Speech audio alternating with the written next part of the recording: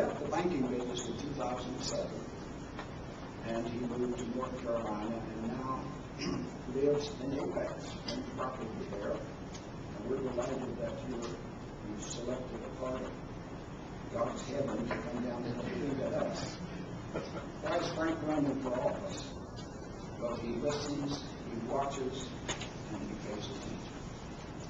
Just as we are, Frank is concerned about what's happening in Washington. He wants to counter internal political threats that are undermining America, and they are there.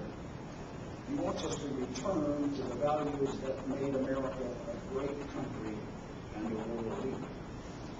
He wants us to have a modern, well-equipped military force that is capable of supporting America's foreign policy as we deal with the situation in Iran and as we deal with the situation in North Korea, and as we deal with the emergence of some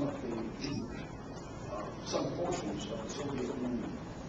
Things are not all easy, and Frank, with his background and his expertise, I think would be a person suitable to represent us. And so I say to you, without any reservation whatsoever, I certainly support you, and I hope that we could put you in a position so that when the time comes, you will be elected as our representative. Frank, I thank you for the opportunity to talk with you, and I certainly have enjoyed the discussions that we've had together. So Frank and I see very much the same, we're very much alike, and I'm sure that with his position as a congressman, he will represent us in this district and this state in the bottom line. Frank.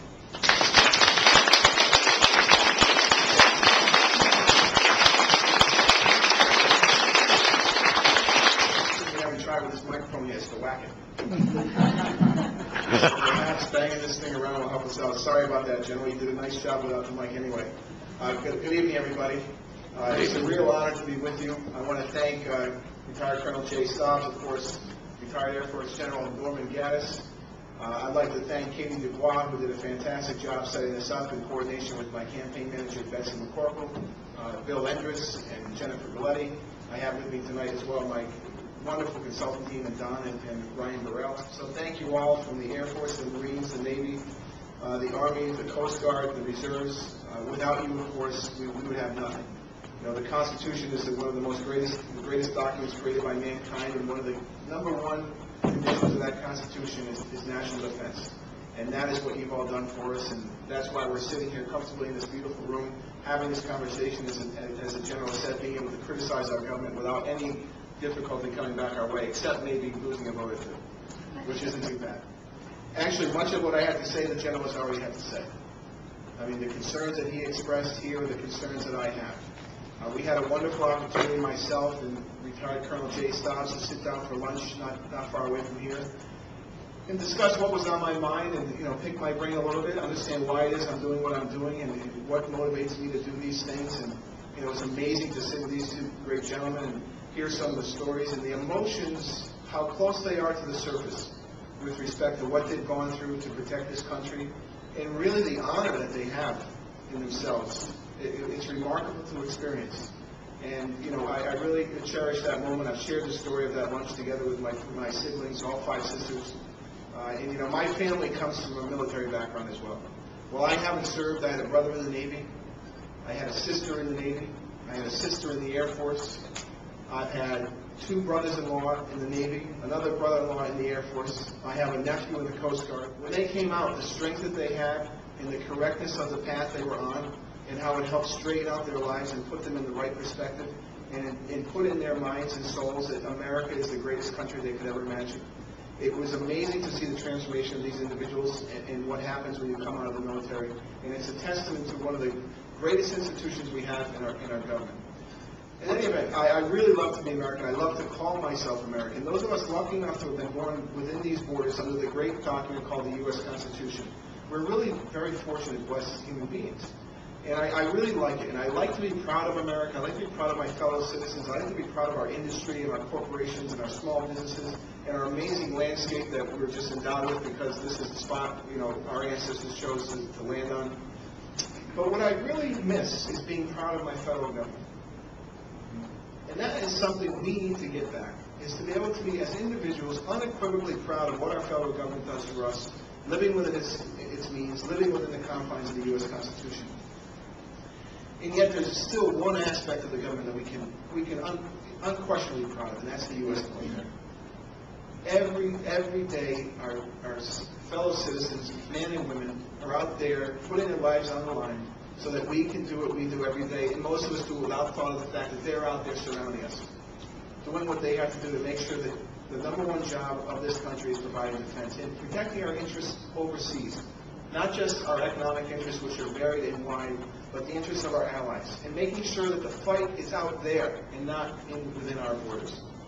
And it's something that we lose sight of very often when we talk about projection of power overseas, is the fact that we are keeping at bay those people that want to hurt us. Would we rather have them here trying to hurt us? And, some of my competitors in this race believe that that's truly the posture we should have. I mean, think about that. The unwillingness to project power. And again, not just for our varied and wide economic interests, but for our national security interests alone. We've seen what happens when we let down our guard and there's gaps in our defenses where people can come in and hurt us deliberately in ways that, while some have thought of, most of us have never thought of possibility. And yet I know in conversations with Katie and her husband that, the risk of being hurt from within is real. And the idea of projecting our power overseas to make sure that's minimized as best as possible is a reasonable way to project our military force. And while it's a wonderfully proud institution for America, we know that it's strained and it's stressed.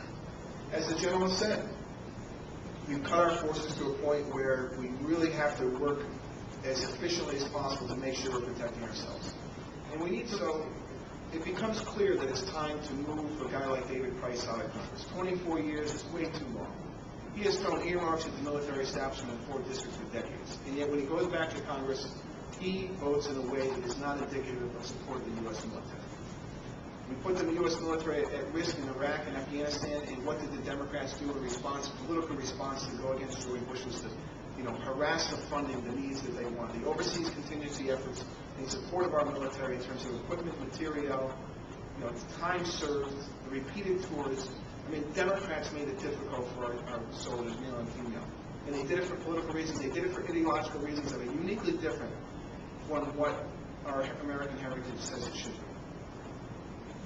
And so here I am standing before you saying, I've been watching from the sidelines. And I know what we need to have in our U.S. military. I've seen the cuts that have occurred. I've seen what amazing men and women are doing with a fraction of what they should have. And I've seen the rise of difficult forces overseas, and Russia's still there, and China's there, and terrorism all around the world, people that want to come after us and hurt us because of the way we live, our Judeo-Christian faith, the lifestyle we've chosen to have, our economic system of free enterprise and capitalism. We have to have someone that's strong in Washington, D.C., that's unafraid to be strong. And I don't mean strong or I can beat you in arm wrestling. I might beat you up out in the parking lot. I'm talking about strong conviction and heart, and understanding that without America being this greatest nation in the world, we all suffer. It's okay to be proud of the fact that we're strong and we're number one. We should never want to weaken that because we feel badly for another country who chose a different path than to be strong and be number one. So I think in Frank Roche, as your representative in the 4th District, when it comes to those of us purposely in this room for military reasons, supporting our veterans, making sure we have a strong defense, I'm the guy that you need. Those that put their life on the line to protect us get the protection from us when they come home that they deserve, for as long as they deserve it. And I know there's veterans in the room that share this exact thing. I know we have a gentleman in this room who works hard every day to try to organize efforts to make sure that's the case. And it's not just hospital care, it's housing, it's living expenses, it's the basics of life, right? Home, shelter, clothing, food. This is what we need to put back in Congress. And it's a courageous thing, but it's common sense. It just takes someone willing to make the steps, willing to put themselves forward and say, I like the U.S. military and what it does. And when we're going to put the U.S. military in harm's way, when the President of the United States, no matter Democrat, Republican, like him or don't like him, once that decision is made, we get behind those efforts unequivocally.